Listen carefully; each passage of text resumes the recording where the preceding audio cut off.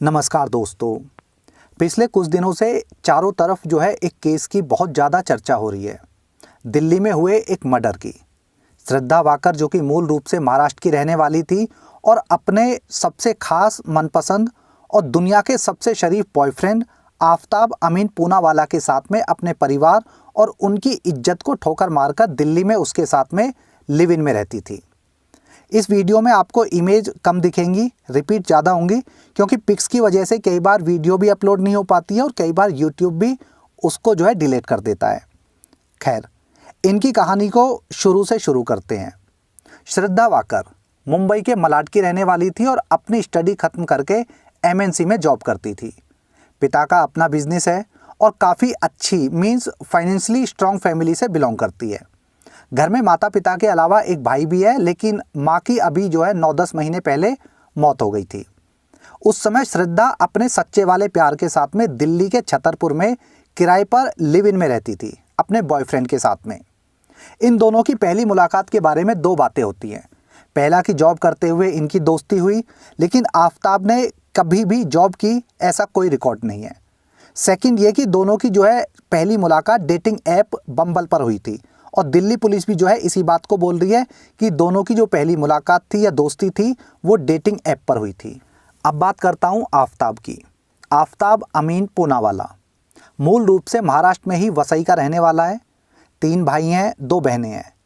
परिवार की बैकग्राउंड को पूरी तरह से छिपाया हुआ है और अभी तक पुलिस ने भी कोई जानकारी नहीं दी है, या कह सकते हैं उनको पता ही नहीं चला है। जबकि श्रद्धा के बारे में ज़्यादातर डिटेल बाहर मीडिया में आ चुकी है, उसके माँ बाप के बारे में, फैमिली, फ्रेंड्स, सभी के बारे में। ये सोचने वाली बात है कि अभी तक आफताब के माँ बाप, भाई बहन, परिवार, रिश्तेदार या बचपन के दोस्तों की डिटेल बाहर क्यों नहीं आ रही है। कम से कम पता तो चले कि ये किस बैकग्राउंड से आता है, माँ बाप क्या गुल खिलाते हैं, परिवार का क्या रिकॉर्ड है। कुछ भी जानकारी बाहर नहीं आ रही है और ये हैरानी की बात है कि पुलिस तो छोड़ो, मीडिया भी इसके परिवार तक, इसके बैकग्राउंड तक नहीं पहुँच पा रही है। और जबकि महाराष्ट्र में अगर बात करें तो वहाँ पर हिंदूवादी सरकार है। लेकिन छोड़ो, आफताब ने बीबीए की पढ़ाई की है और ये एक फूड ब्लॉगर है। इंस्टाग्राम पर इसका एक पेज भी है, लेकिन लास्ट पोस्ट 2019 का है। ब्लॉग पर भी आखिरी पोस्ट इसका फरवरी 2022 का है। वैसे ये शेफ़ की भी ट्रेनिंग ले चुका है, मतलब खाना बनाने की, और उसमें थूकने मूतने का टैलेंट तो इनके अंदर बाई बर्थ होता है। ये दोनों पहली बार डेटिंग ऐप पर मिले, दोस्ती हुई, फिर प्यार। आफताब इससे पहले 5-7 लड़कियों को डेट कर चुका था जो कि हिंदू ही थी। उनकी डिटेल निकाली जा रही है और दिल्ली पुलिस ने डेटिंग ऐप पे लेटर लिखा है उसको कि उनकी डिटेल पुलिस को दी जाए। करीब 2-3 साल तक ये महाराष्ट्र में रहकर ही अफेयर करते रहे। इनका जो अफेयर था वो 2019 से था। उसके बाद श्रद्धा के परिवार को पता चला तो उन्होंने श्रद्धा को रिश्ता ख़त्म करने को बोल दिया। उन्होंने साफ कहा कि ये लड़का दूसरे धर्म का है और समाज में हम किस किस को जवाब देंगे। इस पर श्रद्धा ने अपने माँ बाप को कहा कि वो 25 साल की है, वो अपने फैसले खुद ले सकती है। अपनी लाइफ के फैसले लेने के लिए कोई उसे मजबूर नहीं कर सकता। वो अपना अच्छा अपना बुरा अच्छे से जानती है। श्रद्धा को घूमने फिरने का और मौज मस्ती का बहुत शौक़ था। आफताब और श्रद्धा ने महाराष्ट्र से बाहर घूमने का प्लान बनाया और घर वालों को बिना बताए उसके साथ में निकल गई, अपने प्यार के साथ जिंदगी के सपनों को पूरा करने के लिए। इस दौरान परिवार वाले उसे कॉल करते रहे कि वापस आ जाओ, रिक्वेस्ट की, हर तरह से मनाने की कोशिश की, लेकिन उस लड़की पर प्यार का भूत सवार था। उसने किसी की नहीं सुनी, ना माँ की ना बाप की, और इधर उधर 2-4 जगह घूमने के बाद वो लोग दिल्ली आ गए और छतरपुर में रेंट पर फ्लैट लेकर एक साथ रहने लगे। दिल्ली पुलिस को ऐसे कई सबूत मिले हैं जिससे ये बातें सामने आ रही हैं कि श्रद्धा और आफताब दोनों शराब और सिगरेट का नशा करते थे। दोनों लोग हर रोज़ रात को नशा करते, पार्टी करते, साथ में घूमते फिरते और फिर लड़ाई झगड़ा भी इनके बीच में होने लगा था। यानी दिल्ली पुलिस की जांच के आधार पर कहा जाए तो श्रद्धा एक पढ़ी लिखी, मैच्योर, मॉडर्न सोच रखने वाली 21वीं सदी की भारतीय लड़की थी जो अपने फैसले लेने की क्षमता रखती थी और बहुत समझदार भी थी। इतनी समझदार कि वो अपने माँ बाप से ज़्यादा अपना अच्छा बुरा बहुत अच्छे से जानती थी। खैर, दिल्ली में श्रद्धा को अपने सपनों की दुनिया में जीने का मौका मिला और घूमना फिरना, शराब, कबाब, सिगरेट और फिर रात को बेशुमार प्यार, यही ज़िंदगी बन गई थी और यही पूरे दिन का रूटीन। लेकिन ये सब भी जो है कब तक चलता। एक टेम्परेरी अरेंजमेंट भी जो है कुछ ही समय तक मन को खुशी देता है, वो हमेशा खुशी नहीं देता है। एक लॉन्ग लास्टिंग खुशी नहीं मिलती है उस चीज़ से जो टेम्परेरी होती है। धीरे धीरे इनमें भी जो है झगड़ा होना शुरू हो गया। झगड़े की वजह आफ्ताब का दूसरी लड़कियों से बात करना था और श्रद्धा जो है उससे सवाल जवाब करती। तो शुरू में लड़ाई झगड़े हुए, फिर बात जो है धीरे धीरे मार पिटाई तक भी पहुंचने लगी। ये बात श्रद्धा जो है अपने दोस्तों को बताती थी और बाद में माँ से भी जो है उसकी बात होने लगी थी, तो उनको भी जो है ये बातें शेयर करती थी। सब कहते थे कि वापस घर आ जा, यार दोस्त रिश्तेदार समाज हम सब कुछ देख लेंगे, बस तू वापस आ जा। लेकिन श्रद्धा को अपना वाला अब्दुल ही चाहिए था, सॉरी आफ्ताब, क्योंकि वो जो है उसे अय्याशी तो करा ही रहा था। बहुत सारे लोगों को मेरी बातें हो सकता है बुरी लगेंगी यहाँ पर कि हिंदू लड़की मारी गई है, लव जिहाद हुआ है, ये बातें बाद में करूँगा। हिंदू लड़की मारी गई है या सच्चाई कुछ और है। अब ये रोज़ का काम हो गया था। दिन भर शीत युद्ध यानी कि थोड़ा सा मनमुटाव, शाम को शराब कबाब और फिर लड़ाई और फिर जो है श्रद्धा की मार पिटाई। अगले दिन मौका मिलने पर श्रद्धा का जो है अपने दोस्तों से ये सारी बातें शेयर करना। एक बार श्रद्धा के 3-4 दोस्त मुंबई से दिल्ली आए और आफ्ताब के अगेंस्ट जो है उन्होंने एफआईआर करने को बोला, क्योंकि श्रद्धा को जो है उसने बहुत बुरी तरह पीटा था और उसके शरीर पर काफ़ी सारे निशान भी थे। लेकिन श्रद्धा ने अपने वाले अब्दुल के खिलाफ आफ्ताब के खिलाफ जो है एफआईआर करने से साफ साफ मना कर दिया। श्रद्धा के दोस्तों ने आफ्ताब को भी स्ट्रिक्टली बोला था कि अगर अब इसे फिर से मारा पीटा तो पुलिस में कंप्लेन कर देंगे। लेकिन वो आफ्ताब था, ऐसे पुलिस से डरता तो अपने फ़र्ज की राह पर आगे नहीं बढ़ पाता। फिर आया दिन 18 मई 2022 का। 18 मई 2022 शाम को शराब कबाब की महफिल जमी। एक दूसरे पर शक की वजह से बहस हुई और झगड़ा होना शुरू हो गया। बात जो है मार पिटाई तक पहुंच गई। आफ्ताब अब श्रद्धा से छुटकारा चाहता था, क्योंकि रोज़ रोज़ के झगड़े होने शुरू हो गए थे और उस दिन वो जो है अपने मकसद में कामयाब भी हो गया। उसने श्रद्धा की छाती पर बैठकर उसका गला दबाया और उसे जो है मौत के घाट उतार दिया। हत्या के बाद डेड बॉडी को बाथरूम में लेके गया, उठाकर बहुत आराम से, क्योंकि श्रद्धा उसका प्यार थी। इसके बाद उसने जो है गूगल सर्च किया बहुत आराम से। रात भर एक हॉलीवुड वेब सीरीज़ देखी। बॉडी को ठिकाने लगाने से लेकर बॉडी को कैसे काटा जाए, किस तरह से उसका इंतजाम किया जाए, सब कुछ बहुत आराम से सर्च किया। उसे ना तो कोई जल्दी थी और ना ही कोई टेंशन।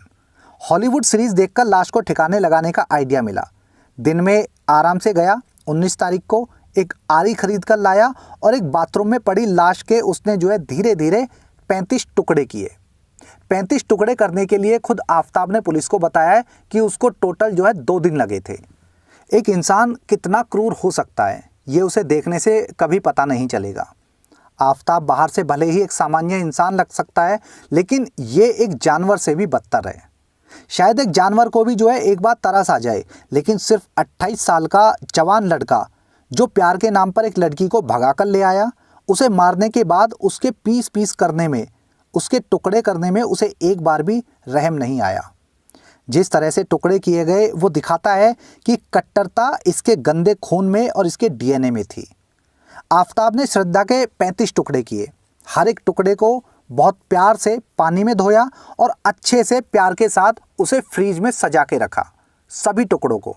और हाँ, एक बात रह गई कि आफ्ताब जो है श्रद्धा को चाहता था, वही पुराने वाले तरीके से बैग में पैक कर सकता था अगर वो चाहता तो, लेकिन ये उसका सच्चा प्यार था कि उसने जो है श्रद्धा को बैग में पैक नहीं किया, क्योंकि उसे वहाँ पर गर्मी लगती। इसलिए आफ्ताब श्रद्धा के लिए उसकी हत्या करने के बाद 19 तारीख को आरी के साथ में एक 300 लीटर का बड़ा वाला फ्रीज लेकर आया, ताकि उसकी जान को गर्मी ना लगे और वो पूरी तरह से उसमें से बैठ सके। उस फ्रीज में श्रद्धा की बॉडी पार्ट्स को धो धोकर रखा बहुत आराम से। फ्रीज में इसलिए रखा ताकि बदबू ना आए। श्रद्धा के सर को भी जो है प्यार से फ्रीज में रख दिया सजा के। आप इमेजिन करके देखिए, एक इंसान बॉडी को टुकड़े में काट रहा है, पीस पीस करके काट रहा है, फिर उन टुकड़ों को पानी से धो रहा है ताकि ब्लड साफ हो सके, फिर उन पार्ट्स को फ्रीज में सजा के रख रहा है। और उससे भी बड़ी बात कि उस फ्रीज में खाने पीने का सामान भी रखा था और उस सामान को मज़े से वो जो है बाद में खाता पीता रहा। मतलब किस हद तक बीमार था ये जानवर, दिमागी रूप से पूरी तरह हैवान। रूम में बदबू ना आए इसके लिए अगरबत्ती, धूप बत्ती और रूम फ्रेशनर यूज करता था। 22 दिनों में इस बंदे ने 100 से ज़्यादा रूम फ्रेशनर खर्च कर दिए ताकि बदबू फ्लैट से बाहर ना जाए। पूरे दिन गूगल सर्च करता था कि कैसे जो है पुलिस से बचा जाए, कैसे लाश को ठिकाने लगाया जाए, और पकड़ा गया तो वो क्या क्या तरीके हैं जिससे जमानत मिलनी आसान हो सके। हर रोज़ रात को 2 बजे बॉडी के 1-2 पार्ट्स को बैग में रखता और दिल्ली के मेहरौली के जंगलों में फेंक कर आता, और वहाँ जो है उन टुकड़ों को जानवर खा जाते थे, जो भी होता था। 22 दिन तक लगातार बंदा जो है बॉडी के टुकड़े रात को 2 बजे उठाता, मेहरौली के जंगलों में जाता, वहाँ पर फेंक के आता। सबसे आखिर में जो है सर को फेंका गया, और जब तक यानी 22 दिन तक वो सर उसी फ्रीज में रखा रहा जहाँ पे खाने पीने का सामान रखा हुआ था। 22 दिन तक फ्रीज में श्रद्धा का सर रखा रहा। हर रोज़ न जाने कितनी बार उसको देखता होगा, जितनी बार फ्रीज को खोलता होगा खाने पीने का सामान लेने के लिए उतनी बार उसको दिखता होगा, लेकिन वो बंदा पूरी तरह से नॉर्मल था। और श्रद्धा की आत्मा भी जो है ऊपर बैठकर अगर ये सब देख रही होगी तो खुश होती होगी कि मेरा वाला सबसे अलग है। बैग नहीं, फ्रीज खरीद के लाया था स्पेशल, ताकि बाबू को गर्मी ना लगे। मेरी बातें काफ़ी लोगों को चुभ सकती हैं, चुभ भी रही होंगी, लेकिन इन्हें दिल पर लेने की जगह आप ठंडे दिमाग से सोचना। खासकर सो कॉल्ड मॉडर्न लड़कियां जो अपने आप को बहुत मॉडर्न समझती हैं ना, वो लड़कियां सोचना, और जवान लड़कियों के पेरेंट्स भी। हम आखिर कर क्या रहे हैं? हमारी लड़कियां आखिर जा कहाँ रही है? आराम से सोचना। लाश को ठिकाने लगाने के दौरान आफताब ने नई गर्लफ्रेंड भी बना ली थी। उसे घर भी लेकर आया था और फ्रिज में श्रद्धा की लाश के टुकड़े भी वहीं पर रखे हुए थे उसी दौरान। यानी आफताब जो है पूरी तरह से नॉर्मल था, कोई चिंता नहीं थी, ना टेंशन थी, ना चिंता थी, और ना ही किसी भी तरह का अफसोस था। हत्या के बाद 10-12 दिन तक श्रद्धा के इंस्टाग्राम को यूज करता रहा ताकि किसी को शक ना हो। श्रद्धा के दोस्तों से बात भी करता रहा ताकि सबको लगे कि श्रद्धा जो है ठीक ठाक है। और फिर 10-12 दिन के बाद उसका फ़ोन ऑफ करके महाराष्ट्र में उसने आके कहीं फेंक दिया। इसके बाद श्रद्धा के दोस्तों ने देखा कि श्रद्धा का जो फ़ोन है वो काफ़ी समय से बंद आ रहा है और वो जो है ऑनलाइन भी नहीं आ रही है। तो उन्होंने श्रद्धा के भाई को बताया। भाई ने अपने फादर से बात की और फादर ने जो है पहले मुंबई में और फिर दिल्ली में आके एफआईआर कराई, और तब ये जाके केस खुला 6 महीने के बाद। श्रद्धा और आफताब का शादी का कोई इरादा नहीं था, इसलिए ये कहना गलत है कि श्रद्धा जो है शादी को बोल रही थी और तब जो है आफताब ने उसका मर्डर किया। ऐसा बिल्कुल नहीं है, श्रद्धा शादी करना बिल्कुल नहीं चाहती थी। लेकिन ये भी सच है कि आफताब जो है श्रद्धा को सही सलामत जाने नहीं देना चाहता था, और उसे जो है या तो अपना गुलाम बना के रखना चाहता था या ये करना चाहता था जो इसने अब किया है। श्रद्धा और आफताब ना तो कहीं जॉब कर रहे थे, ना इन्होंने कोई काम किया जब से ये लोग गए थे, लेकिन फिर भी ये जो है अय्याशी भरी ज़िंदगी जी रहे थे। आफताब के पास में पैसे की कोई कमी नहीं थी और झट से वो जो है 54,000 का फ्रिज उठा के लाया। कहा यह भी जा रहा है कि ये 54,000 उसने जो है श्रद्धा के अकाउंट से ही ट्रांसफ़र किए थे। दरअसल श्रद्धा जब घर से आई तो उसके पास में 3-4 लाख रुपए की सेविंग थी और वो ऐसे ही खर्च हुए साथ में रहते हुए। इसके अलावा आफताब की कोई बैक सोर्स थी जहाँ से उसे जो है लगातार पैसा आ रहा था, और बिना काम के भी वो जो है सर्वाइव कर रहा था, बहुत अच्छी लाइफ जी रहा था। श्रद्धा को मारने के बाद उसके बैंक अकाउंट से मोबाइल बैंकिंग की मदद से उसने 54,000 रुपये जो अकाउंट में ट्रांसफ़र किए, शायद वो फ्रिज उसी पैसे से आया था। लाश ठिकाने लगाने के बाद पूरे घर को 10-15 बार धोया, फ्रिज को अच्छे से धोया, कई बार धोया, ताकि कहीं भी खून के दाग गलती से भी ना रह जाएं। आफताब ने पूरे सिस्टमेटिक तरीके से हत्या की और फिर लाश को ठिकाने लगाया बहुत अच्छे तरीके से। अब वो जेल में है, लेकिन उसे बचाने को वकीलों की एक पूरी फौज खड़ी हो जाएगी। आने वाले टाइम में देखना पूरी फौज खड़ी मिलेगी, और हो सकता है उसे आने वाले समय में मेंटल पेशेंट बताकर बाइज्जत बरी करा लिया जाए। आफताब एक आदतन अय्याश जानवर है। श्रद्धा से पहले उसके कई हिंदू लड़कियों से अफेयर रहे और यूज करके अलग हुआ। श्रद्धा से लिव इन में रहने का एक कारण ये भी था कि श्रद्धा के पास में थोड़ा बैंक बैलेंस था, तो वो जो है उसको भी खर्च करना चाहता था। श्रद्धा को मारने वाला आफताब अमीन पूना वाला जरूर है, लेकिन इसकी जिम्मेदार खुद श्रद्धा है। श्रद्धा की माँ से बात होती थी भागने के बाद भी, लेकिन जब माँ की मौत हुई तो भी ये जो है आशिकी और अय्याशी में इतनी ज़्यादा चूर थी कि माँ के अंतिम दर्शन को भी घर नहीं गई। अगर जाना चाहती तो जा सकती थी, लेकिन खुद इसके मन में नहीं था, ये जाना नहीं चाहती थी। दोस्तों ने दिल्ली आकर समझाया और आफताब के खिलाफ एफआईआर करने को भी बोला। जब इसकी मार पिटाई करता था सब तैयार थे इसका साथ देने के लिए, तब भी श्रद्धा ने जो है उन्हें रोका और मेरा वाला इतना भी बुरा नहीं है वाली सोच के साथ में उसी जानवर के साथ में रहना शुरू कर दिया। फेक फेमिनिज्म या झूठी हमदर्दी दिखाने को बहुत लोग कह सकते हैं कि वो प्यार में थी, वो विश्वास करती थी, हिंदू लड़की थी, हिंदू नहीं थी, बेवकूफ़ लड़की थी। लेकिन प्यार और बेवकूफ़ी में जो है थोड़ा सा फ़र्क होता है, और ये बेवकूफ़ी थी पूरी तरह से। वो जानवर और इंसान में फ़र्क नहीं कर पाई, ये पूरी तरह से श्रद्धा की मूर्खता थी। मॉडर्न और पढ़ी लिखी थी तो अच्छे बुरे की समझ होनी चाहिए थी ना, समझ थी उसमें। 25 साल की थी तो इतना नहीं पता था कि माँ बाप की इज्जत से ना खेले। 4 दिन के प्यार में और 20 साल के प्यार में कुछ तो फ़र्क करना आना चाहिए था ना। जब ये दूसरे धर्म के लड़के के साथ में लिव इन में रहने लगी तो उन माँ बाप ने, भाई ने कैसे अपने आसपास के लोगों को फेस किया होगा, कैसे वो अपने दोस्तों और अपने रिश्तेदारों में अपना मुंह दिखाते होंगे। 2019 से और अब तक उस बाप और भाई ने हर दिन डायरेक्टली या इनडायरेक्टली पड़ोसियों के, रिश्तेदारों के, दोस्तों के कहीं ना कहीं ताने सुने होंगे। ये श्रद्धा 18 मई को मारी गई, लेकिन पूरा परिवार उस दिन से यानी 2019 से हर रोज़ हर पल मरा होगा। मैं अपनी वीडियोज़ में कई बार ऐसे केसेस के बारे में बता चुका हूँ। शाम के एपिसोड में लोग कमेंट करते थे कि वो जो है लव जिहाद है, लेकिन मुझसे जो है ऐसे जो नॉर्मल केस होते थे मैं उसे लव जिहाद का नाम नहीं दे सकता था, मुझ पे दिया ही नहीं जाता था, क्योंकि मैं बाकी मीडिया की तरह मतलब हर चीज़ को लव जिहाद का नाम नहीं दे सकता हूँ।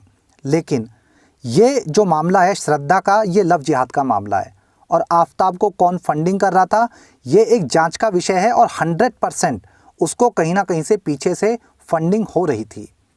वो लोग सरवाइव कैसे कर रहे थे, खर्चा कहाँ से हो रहा था, वो हर महीने कहीं ना कहीं घूमने जाते थे और वहाँ भी खर्चा होता था, तो पैसे कहाँ से आ रहे थे।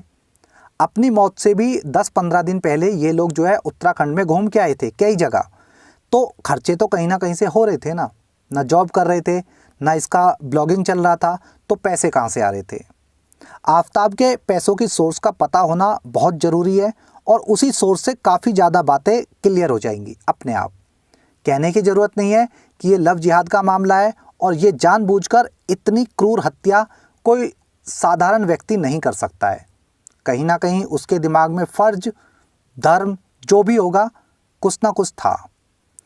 श्रद्धा धर्म से भले ही हिंदू लड़की होगी, लेकिन वो बेवकूफ़ थी, और ऐसी लड़कियां जब जिंदा होती हैं ना तो इन्हें अपने वाला दुनिया का सबसे शरीफ और सबसे सज्जन इंसान दिखता है, और बेवकूफ़ों का बाद में जो है यही अंजाम होता है। ये हमेशा से देखा गया है। पहले बैग था, आज की डेट में फ्रिज है। उनका तरीका बदल गया, लेकिन ऐसी सो कॉल्ड मॉडर्न लड़कियां अभी भी नहीं बदल रही हैं। इसलिए मुझे पर्सनली अगर मैं बात करूं तो इस तरह की जो लड़कियां होती हैं मुझे बिल्कुल दुख नहीं होता, क्योंकि ये जब जिंदा होती हैं तो मॉडर्न बनती है, बाद में बैग में और अब फ्रिज में पैक हो जाती हैं। श्रद्धा और आफताब के केस में अभी इतना ही। जल्दी मिलता हूं कुछ और डिटेल्स के साथ में। जय हिंद, जय राम जी की।